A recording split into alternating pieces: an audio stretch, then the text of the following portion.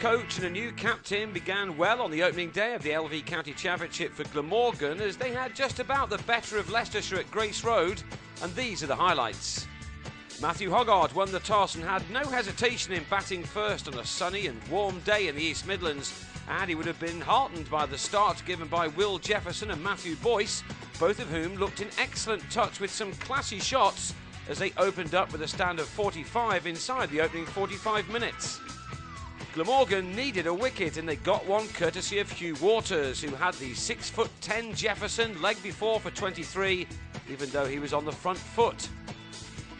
The scoring then came to a stop before new boy Graham Wagg opened up his wicket account thanks to a sprawling catch by Will Bragg, who eventually held on to the ball to dismiss Boyce for 22.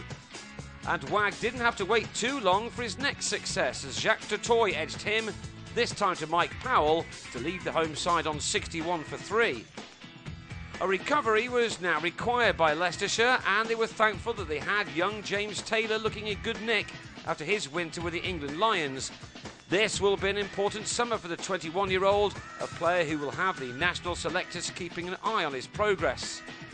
His partner, Greg Smith, at only 22, is another who has a big summer ahead of him, and he looks set to start well as the pair move to the second session.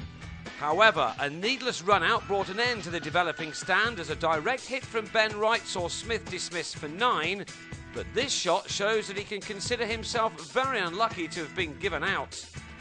The umpire, Martin Bodnam, however, did not give Taylor out when Dean Koska looked convinced that he'd had him caught at bat pad. Robert Croft was brought into the attack to start his 23rd season with his beloved county, and he was soon in the wickets as he bowled Tom New for 16 to leave Leicestershire on 118 for 5. That was soon 125 for 6 as Jigger Nate fell leg before to Koska as a new skipper, Alvaro Peterson, turned to both spinners on the opening afternoon of the season. And it was Koska who struck again when Taylor, having made 45, lost patience and drove the left armour to Gareth Rees at short extra. At 136 for 7, Leicestershire were in danger of falling for a poor score, and it could have been worse had this edge off the bat of Nathan Butt gone to hand instead of the boundary. Not that he lasted much longer. This one of the easiest leg before decisions an umpire can have, as Koska struck again. That made it 156 for 8 with Leicestershire in deep trouble, but Claude Henderson had other ideas and decided that the best response was to attack, and attack he did as he struck successive deliveries from Wagg to the boundary. And when Croft returned to the fray, he was also driven to the fence by the tall South African. With Nadeem Malik holding up his end, Henderson was helping his side to their first batting point of the season as a total reached 192. But it looked as if they might not get to that 200 when Malik gave Koska his 4th wicket of the day as he was bowled for 2. Henderson proved to be the star of the day with the bat though, as he completed only the 16th 50 of his long career. He battled hard for 2 hours. This boundary, one of 10 in his innings, did take Leicestershire to that score of 200.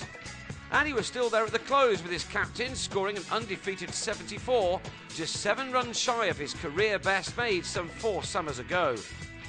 So at the close, Leicestershire reached 231 for 9, the last 2 sharing in an unbroken stand of 39 to give them something to bowl at on the second day of this match.